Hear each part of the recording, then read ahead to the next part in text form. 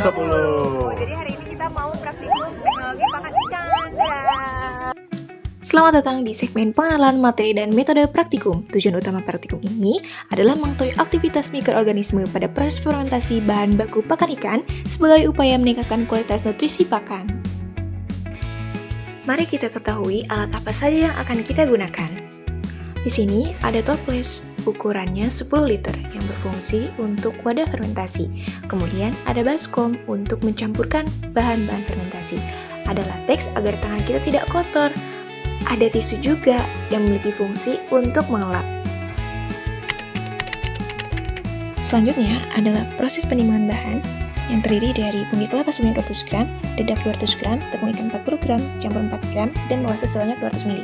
Fermentasi ini menggunakan jamur Rhizopus oligosporus dan energi dari molasses untuk meningkatkan kualitas pakan. Jamur mengeluarkan enzim yang memecah protein dan serat kasar pada punggih kelapa dan dedak yang dominan yaitu sebanyak 200 gram masing-masing, menjadi bentuk yang lebih mudah dicerna oleh ikan. Jumlah tepung ikan yang sedikit, yaitu hanya 40 gram, berfungsi sebagai penambah protein dan aktivator nutrisi minor. Rasio ini ditetapkan karena fokus fermentasi adalah mengatasi faktor antinutrisi dan kandungan serat yang tinggi pada bahan nabati yaitu bugil dan dedak, sehingga nilai nutrisinya meningkat drastis. Selanjutnya, penambahan molase yang berfungsi sebagai sumber karbon bagi mikroorganisme yang nantinya akan membantu proses fermentasi. Molase yang digunakan sebanyak 200 ml. Kemudian, campurkan molase dengan bahan-bahan yang sudah tadi kami timbang.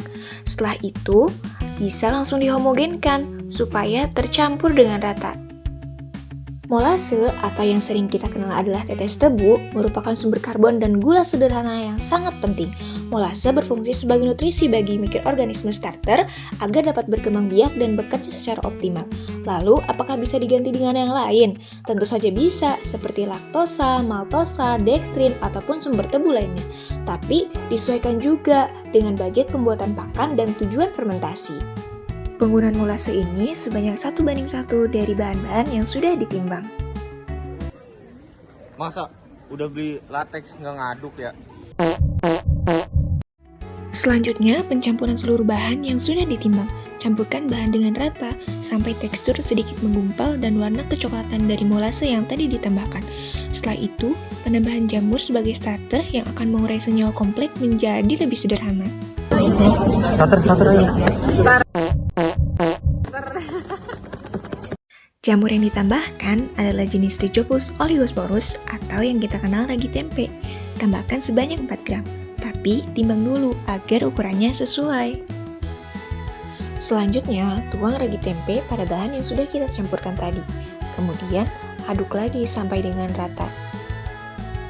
Selanjutnya adalah pengukuran suhu dan pH. Mengapa suhu dan pH ini perlu diukur? Karena suhu dan pH merupakan dua faktor utama yang menentukan keberhasilan fermentasi. Suhu harus dijaga dalam rentan optimum. Suhu yang terlalu rendah akan memperlambat atau menghentikan aktivitas mikroorganisme. Sementara, suhu yang terlalu tinggi dapat merusak enzim dan membunuh mereka. Di sisi lain, pH atau keasaman sangat mempengaruhi selektivitas mikroba dan menghambat kontaminan. Mikroorganisme fermentasi seperti ragi dan bakteri beroperasi paling baik pada pH tertentu dan mereka seringkali menghasilkan asam organik sebagai produk sampingan. Oleh karena itu, fermentasi yang berhasil umumnya ditandai dengan penurunan pH lingkungan menjadi nilai yang lebih asam, biasanya di bawah 7,0 seperti pH 4,0 hingga 4,6 untuk yogurt atau 3,0 hingga 4,5 untuk anggur, yang juga membantu pengawetan produk akhir. Kemudian, pengamatan parameter fisik seperti tekstur, warna, dan bau sebelum dilakukan fermentasi. Didapatkan tekstur yang menggumpal, warna coklat hampir hitam, dan baunya manis, efek dari penambahan molase yang sudah tadi kita campurkan. Setelah semua bahan telah tercampur, kemudian kita akan memasukkan bahan fermentasi ini ke dalam kresek hitam dan ke dalam toples. Kita masukkan perlahan-lahan ke dalam kresek hitam yang nantinya akan kita tutup. Fermentasi yang kita lakukan adalah fermentasi anaerob, di mana proses metabolisme ini di mana mikroorganisme seperti bakteri dan ragi menghasilkan energi tanpa memerlukan oksigen bebas. Mekanismenya dimulai dengan bakteri yang mengeluarkan enzim untuk memecah senyawa kompleks seperti karbohidrat menjadi molekul sederhana. Molekul ini kemudian melalui glikolisis untuk menghasilkan sedikit energi atau ATP dan asam pirufat.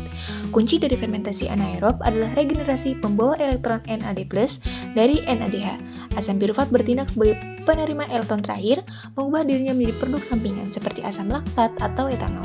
Proses regenerasi NAD+ ini memastikan bahwa sel dapat terus memproduksi energi, meskipun hanya dalam jumlah kecil dalam lingkungan yang miskin oksigen. Tinggal kita tunggu sekitar 7 hari ke depan. Sekian dari kelompok 10. Assalamualaikum. Apa nih?